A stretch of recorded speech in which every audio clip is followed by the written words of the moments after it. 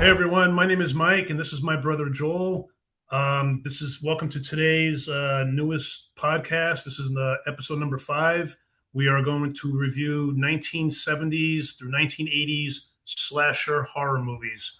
We have named 6 that we think have transcended a generation, that molded the way slasher and horror movies are to this day, and with numerous remakes and many, many sequels. So on this note, Joel, I'm going to let you start on the first one.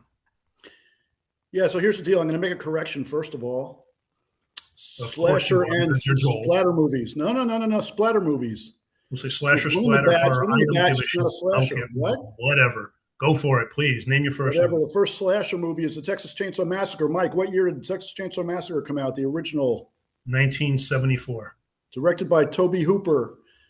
In my mind, to my mind, that's the single most claustrophobic film ever made. What Tobe Hooper did on a tiny budget was amazing. Ostensibly, the film was inspired by the serial killer. You like the word ostensibly, huh?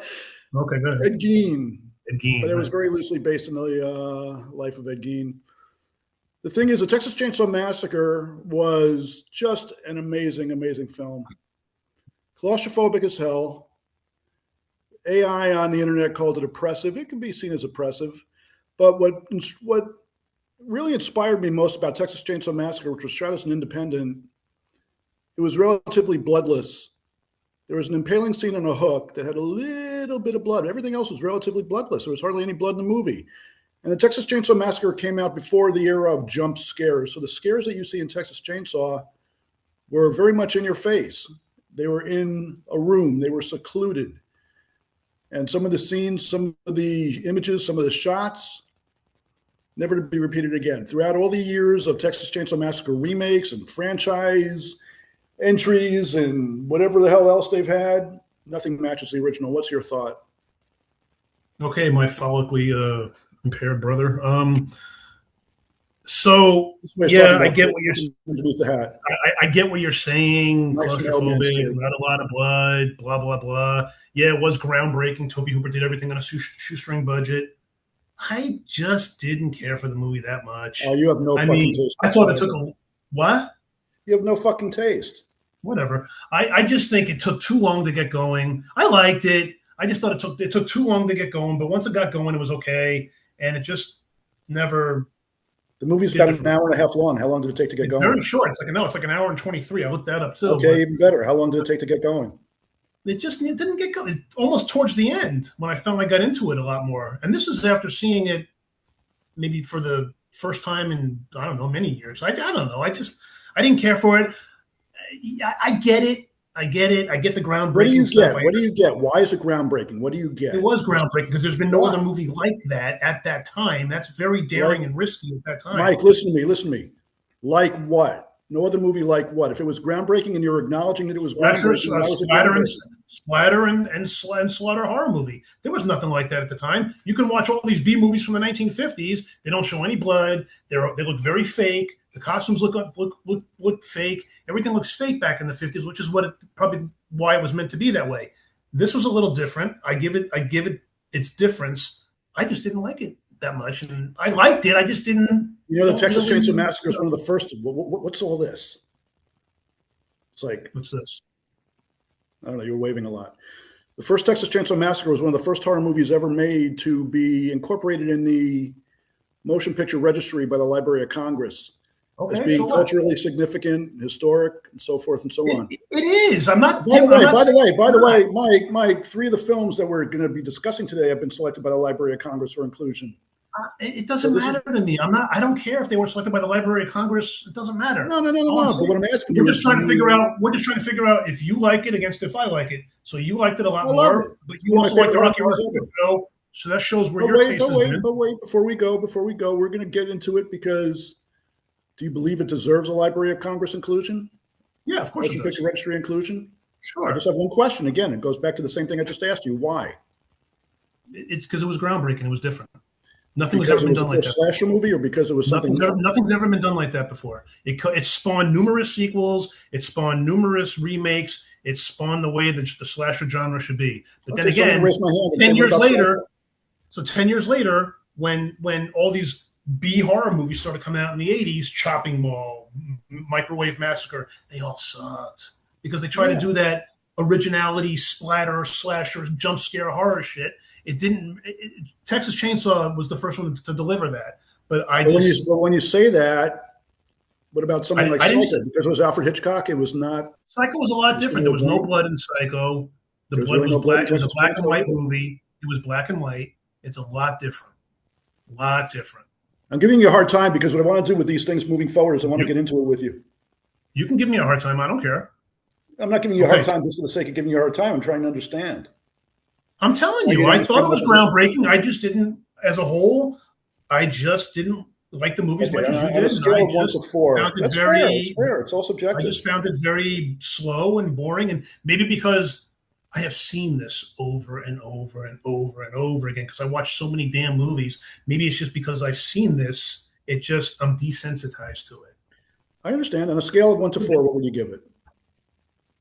2.5. Okay, and I'd give it a 5, which means classic. Of course you would, because that's you. What's next, Mike? All right, my turn. My turn. My beady-eyed my older brother. Halloween, 1978. So, no matter how many times I watch this movie, this is one of my favorite horror movies ever made. But the one thing about this movie that I came to realize was the music was the star of this movie. Because once that music hits, you know something's happening. I have never seen a movie, maybe The Exorcist, maybe not, but I have never seen a movie where the music made the entire movie. Moody, scary, jumpy, on the edge of your seat, and you're like, holy shit, what is going to happen next? Even though you know what's going to happen next because the music is telling you what's going to happen next. So Donald Pleasance, I love him as an actor, but he's over the top. He's crazy. He's over the top in this movie. He overacts, but I think that's what makes him very funny in this movie to me. Just put Jamie Lee Curtis on the map. But I just the music I thought was the star of this movie. And who composed the music? Who was it? Was it John Williams? John Carpenter. Oh, John Carpenter did the music. That's right. And John Carpenter directed the film. No, I agree with most everything you say. I don't agree with the whole Donald Pleasance thing. I thought Donald Pleasance overacted his ass off in Halloween 2, the first sequel, not the Rob Zombie film. Of course he did, but who cares? Went all bug-eyed and everything because John Carpenter knew how to direct him. He kept him in control. Dr. Loomis was a classic character. He became iconic. I wonder if Michael Myers is Jewish. That's a whole other sidebar. But what the hell is wrong with you? Oh, with a name like Myers. What? Are you pulling this shit out of your ass? Where is this coming from? What? Here's the thing: about 5. You think we care if Michael Myers is Jewish or not? He's going to go. Is he going to temple on Fridays? I mean, seriously. I have a 2-foot Michael Myers figure, right? About 2 feet. I can't wait therapy long enough. But anyway, here's the deal. Halloween to me broke the mold, created the mold. Let me start from there. Films afterwards that were in the genre were very much jump scares. Yep. Comprised of jump scares. Halloween was not. The original Halloween was straightforward. The music did carry it. It had 1 or 2, but the thing is, you watch Halloween H2O, one of the later sequels. Halloween H2O was loaded with jump scares. It was terrible. You know, that was one of Paul Rudd's first movies. Almost every Halloween film since, almost every Friday the 13th film since, and so forth and so on, have been loaded with jump scares. Nice that was one of Paul Rudd's first movies, Halloween H2O. Okay, anyways, we're getting off base. Okay, you know Brad Pitt was in Nightmare on Elm Street? Yes. No. Yeah. No. He wasn't. He was in Freddy's Nightmares. Okay, whatever. The point is, why are we talking about Nightmare on Elm Street? We're back in Halloween. Halloween is one of the seminal works of American cinema as far as I'm concerned. Forget the fact that it's a horror film. You're laughing at seminal, I get you. Ostensibly and seminal. Okay, go ahead. Go ahead, Mensa boy. Come on. The thing is, I agree with you. The music carried it. Jamie Lee Curtis was great. PJ Soles was great. Carried the whole film. It's a great movie. The Undertaker ripped off Michael Myers getting up and looking in the side and standing from a seated, going to a seated position from his back and turning his head like this. The Undertaker from WWE used that move for years. There's a reason why the franchise became iconic. So I'm going to ask you, why did the film become iconic? Why do you think it spawned a franchise? Don't hit me up with these why questions. Why? We're not Why not? discussing. We're not discussing why it became iconic. Okay, so let We're me just ask you talking this: why do you think it hit so well? Why do you think so many audiences took because it to was it? original. It's original. So nothing else Have you ever seen a before movie that? like that? Huh? Original in what way? Nothing else Have before you ever that? seen a movie Or like that before? Before even well, again, it depends on before what you're comparing. If you're comparing apples and oranges, it depends. But if you're comparing apples to apples, you can go back to Psycho and other films of the nature of its nature. you keep going But back to look, but Psycho. look. Let me just say this. No, no, no, no, no. Don't roll your eyes. Listen to me. I always roll my eyes when you talk to me. Go ahead. Well, you say I have beady eyes, and I do. Everybody, look. Take a look at my beady eyes. Anyway, the thing is, Halloween was a groundbreaker in so many ways. It defined the genre. It featured teenagers at the time. The characters were supposed to be teenagers. It opened up new audiences. Psycho didn't open up new audiences such as that. Psycho played to predominantly older audiences, and it was a huge hit and became an all-time classic. Didn't Psycho have people fainting in the aisle? So, yeah, Yep. supposedly, so did The Exorcist, supposedly. But Halloween, I agree with you on everything you said, except for the Dr. Loomis thing. I think Donald Pleasance overacted in the second one, but in the first one, he was pretty even keel. I thought the script was great. I thought the shots were incredible. The scenery was incredible. The cinematography was incredible. And again, shot on a nothing budget. John Carpenter created an all-time masterpiece, and is our second film to be selected by the Library of Congress for the Motion Picture Registry as being culturally and aesthetically important. So there you go. Congratulations, seminally. Go ahead. You jump on the third one. Well, the third one actually is the splatter film I was talking about, which is Dawn of the Dead. Now, as you see behind me, I'm a fan of Universal horror movies, and I grew up as a fan of Universal horror movies. I used to watch Creature Features and Fright Night and Chiller Theater and so forth and so on. I was born in 1964. I wasn't allowed to see slasher movie. I wasn't allowed to see Texas Chainsaw Massacre until many years You're old. later. Oh, sorry. I know, man, 62, motherfucker. I snuck into Dawn of the Dead at Orange Plaza, Middletown, New York. It was a mall a mall theater. Dawn of the Dead knocked me on my ass. Now, I was a young kid growing up, being a big fan of movies and already collecting books since I was like 6 or 7. And those books almost invariably called Night of the Living Dead, the predecessor, one of the 100 greatest movies ever made. I'm thinking to myself, I love horror movies. This is great. This is fantastic. Night of the Living Dead. I love Night of the Living Dead. I think it's one of the 100 greatest horror movies ever made. I do think in certain circles it's overpraised, and I think Dawn of the Dead is by far the best of the franchise. Critics loved it. Critics came out and said it was a cinematic essay on mass consumerism in American society, which is why it took place in a shopping mall, yada, yada, yada. Me, I got off on Tom Savini's makeup effects. I think they hold up better than most CGI effects these days in most zombie films and zombie television shows. I think it has it all over The Walking Dead in terms of a confined story. The acting was great. I love Dawn of the Dead. Dawn of the Dead is actually my second favorite horror film ever made. If I had to put a cap on it, Halloween is a third, The Exorcist is a first, but Dawn of the Dead was an absolute masterpiece and the pinnacle of George Romero's career. As far as I'm concerned, what say you, Mikey? Oh, I'm sorry. I was watching your beady eyes. Check it out. See? Can't see? So, yeah, the movies. You know, Tom Savini was in Dawn of the Dead, right? Yeah, I do. He played a motorcycle leader. Yeah. You're the motorcycle guy. There are two things I didn't like about Dawn of the Dead. Uh-oh. And I have said this for many, many, many years. I hated that blue fucking makeup on every single zombie. You didn't have to make it blue. It looks so. What are you winking for? It looks so fake. It looks so fake. It took it out of me a little bit. It took me out of the movie a little bit. Can I ask you a question right there? What happens when a person dies? Yeah, I know. You're cold and you turn blue. It looked fake. That's all I'm Okay. saying.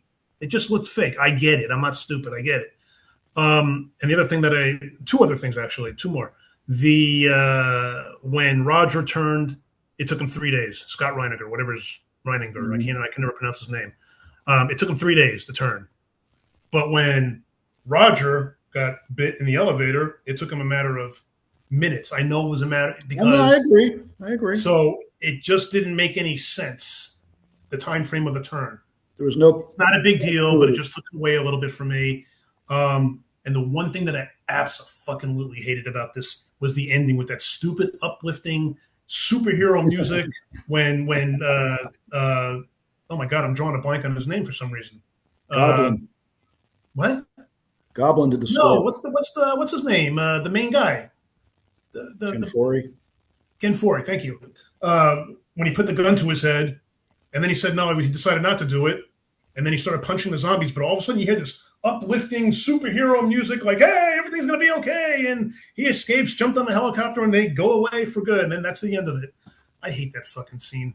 It took me out. The blue makeup, the zombie turn, and again, I might be nitpicking because that's what I do. And the uplifting superhero heroic movie pissed me off. But overall, the movie was fantastic. I loved watching it again. This is like the third time I've seen it in a span of a couple of weeks. Now, So interestingly, and maybe not so interestingly, Night of the Living Dead was in the Library of Congress, is in the Library of Congress from the Motion Picture Registry, and Dawn of the Dead is not. I think this movie is just too scary to get it put in in the Library of Congress. Scary? I think people had a lot of. I think people had a hard time with this movie. I don't know how well it did at the box office. If you know, let me know. But I'm curious what it did at the box office. It did well. It did very well. I don't recall the exact figure. I seem to recall reading, I'm going to be killed for this if it's not the right number, 60 million domestically or something, or 60 million worldwide, whatever it was back in the day. But this is an old statistic. I have to look at it. It's in the 70s, right? It doesn't mean we don't. But the film came out unrated. It was not rated. It could not get rated R because it was too violent. Yeah, exactly. Which is probably why the Library of Congress didn't put it in. So when I snuck into it, I felt like I was doing something forbidden, and it was great. It was one of the. You felt like you were doing what? Felt like I was doing something daring, forbidden. Oh, damn. Well, guys, listen to this. For anybody listening to this podcast, obviously Mike and I are brothers. We have the same parents.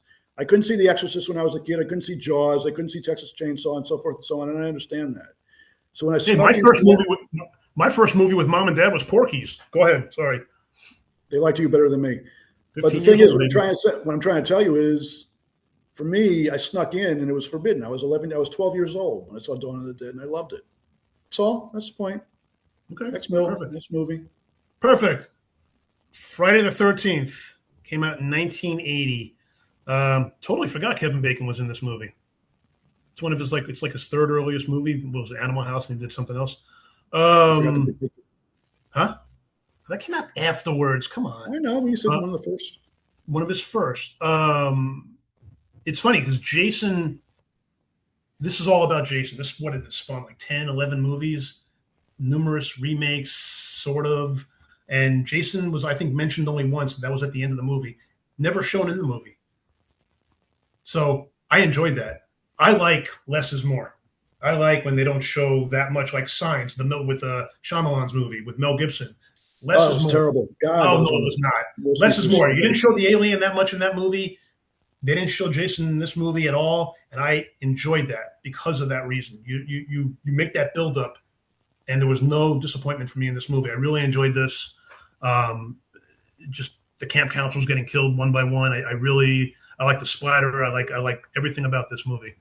And I'm sure numerous people have seen this movie and maybe don't agree. I actually don't know people's taste on this, but I did enjoy this movie, and I will stick by this. That's all I got. It's my least favorite on the list by far. Why? Because it did absolutely nothing for me in terms of one thing that it did that started a trend, which is camps and women. Actually, what you could do is you can go back to Halloween for that if you really want to get into it, where the promiscuous women were murdered.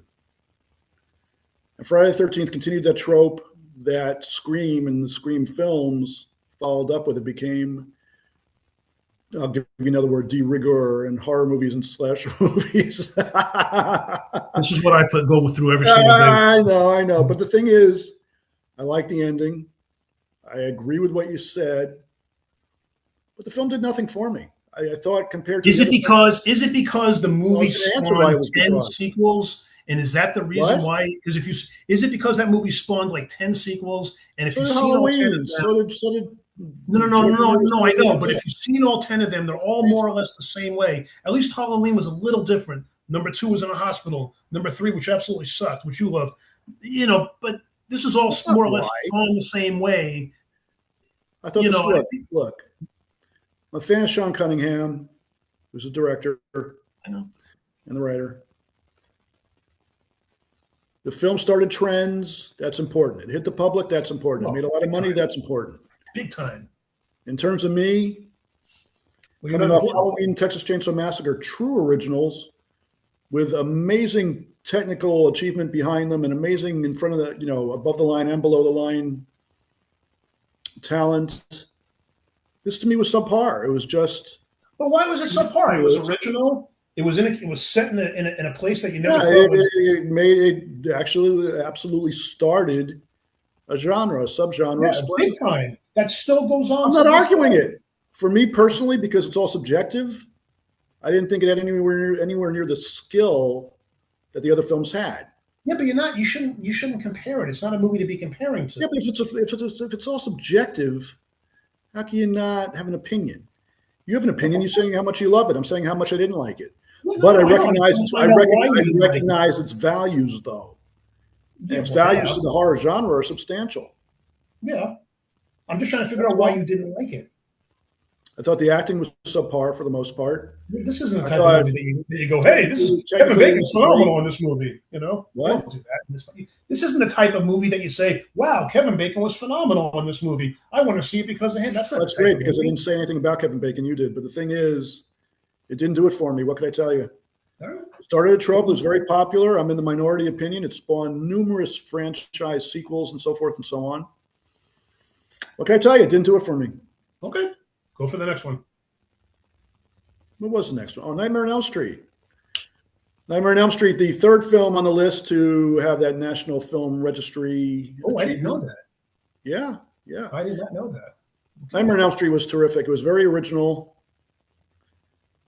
Which I think about Kylo Ren. I'll tell you why he comes to mind. I'm looking at Robert Englund as a child killer. No. Listen to me. Robert Englund's a child killer. Look up, and after Nightmare on Elm Street built New Line Cinema. Nightmare on Elm Street was such a smash, it built New Line Cinema. Nightmare on Elm Street was totally original. You had a child killer who comes to teenagers in their dreams for revenge against him being burned to death and so forth. It was great. Robert Englund is terrific as always. The film, it's not my personal favorite of the franchise. Of the original sequels. Which one is? The third one. What? Which one is? Dream Warrior. Is that the second one? Third one. I like Dream Warrior. What can I tell you? Okay. What was the one? I'm drawing a total blank on it. I was going to look it up before. What was the one where Robert Englund played himself and Freddy Krueger? Wes Craven's New Nightmare. That actually, I think, was the best of the entire series. Heather Langenkamp played herself. They all. I think that was by far the best of the entire series. But as far as the original film, again, highly influential, very stylized. The kills were gory and hell, they were fun kills. What does that make of me by saying that? But the thing is, you go to a splatter movie. Created a whole other genre, created a whole new franchise, and I thought it was great. Not my favorite in the series, but I thought it was a great film. My favorite in the series. I just rewatched that for the first time in a long time, and I'm like, holy shit, this movie still holds up today. This movie is, again, exactly, I don't like agreeing with you, but very original, very creative, very imaginative, original. The kills were so different, and it was unlike anything I've ever seen in my life before. I've never seen a movie like this, a horror movie. I will. Or what? But I've never seen a horror movie like this. You get killed in your dreams, and it was so well made. I sat there and I rewatched it after I watched it again. So I watched it twice a couple of days ago, and I'm like, this movie it just holds up. And yes, I loved Wes Craven's New Nightmare as well. I hated every other movie that came after that. It became too comedic. It became too, let's just do the stupid jump scares. Then the makeup got real bad in all the movies after that. But this one hit a nerve, and it stuck with me so much. I didn't finish my original thought. After Nightmare on Elm Street became a hit, we had plush toys of Freddy Krueger, a child murderer, for kids. Yeah. Like Kylo Ren killed his dad, Han Solo, in The Force Awakens. There were plush toys of Kylo Ren. What did I tell you? It just came to mind. I the thing is, here's a hot take. Aside from the original, Kylo. Hey, that's where my mind works. Aside from the original, and aside from what was I going to say? Wes Craven's New Nightmare. I They think all suck. I think Freddy's Nightmares, the TV show, was better than most of the movies. I never watched it. I love Freddy's Nightmare. Only lasted one season. I thought it deserved a lot more.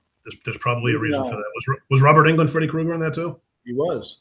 When he appeared. You he know, wasn't actually, the remake of that movie. He appeared in the wraparounds of every episode, though. The remake that came out, 2010, with Jackie Earle Haley playing Freddy I Krueger, don't think it was that wasn't bad. What? It flopped, but I didn't think it was. It flopped, but it wasn't bad. It wasn't bad at all. But this one, it didn't totally flop, but it wasn't nearly as popular as the others. But this one, with how cheap that budget was, shit, That was this thing great. held up. I hate that you and I agree. All right, last one. Child's Play came out in 1988. You know, when I first saw this movie, I was like, this is a great movie. I was 21 years old. I was like, this is great. I think I saw it opening night with one of my buddies. Watched it recently. I'm like, boy, does this movie suck. It does not hold up. It's fair. Let me just say that. It does not hold up. That kid, what's his name? Alex Vincent, was so whiny in the movie. And I mean whiny. He took me out of the movie a lot. The only time this movie picked up was when Chucky came to life, more or less. And they more or less just focused on him through the last half of the movie. And I'm like, okay, it picked up a little bit. But this movie overall, it's original. You know, and I was looking up to see if there was any other movies about dolls and voodoo and stuff. And there were some, but this was original. And I remember seeing this, and this thing spawned so many unnecessary sequels. I don't. TV show is great. TV show. I never saw it, but this thing, it didn't hold up for me. I didn't really sit there and go, I was all gaga like I was 30 years ago when I saw it, 40 years ago, whatever. I think a TV series is better than all the films. But But here's the thing: Don Mancini was smart because some of the more effective horror films of recent years, and also television episodes like The Twilight Zone, like Talking Tina with Telly Savalas, dealt with puppets. Magic dealt with puppets. Chucky wasn't a puppet. Chucky was a doll, and he made it was a doll. Right. It made it a lot more original than most of the other stuff. It was original, but did it hold up? Talking Tina was not a puppet. I apologize. Talking Tina was a doll. But Don Mancini went back to that, the director and writer, he went back to that.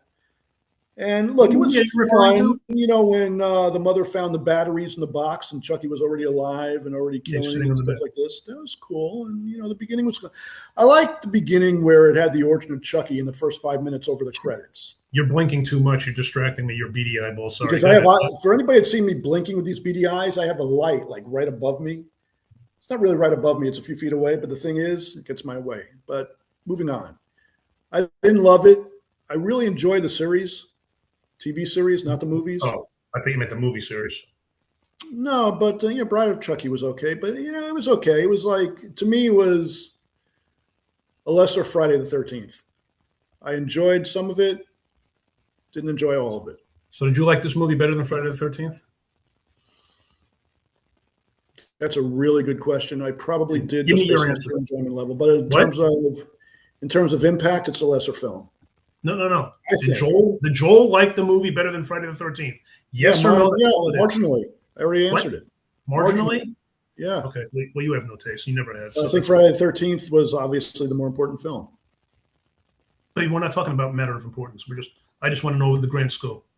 No, moderately. Marginally. I enjoyed Child's Play. Marginally, seminally, ostensibly. I didn't. I didn't take Child's Play seriously. I didn't take Friday the 13th seriously. But the thing is, Child's Play, as a ride, to me, was a better film. Okay. By a very small margin.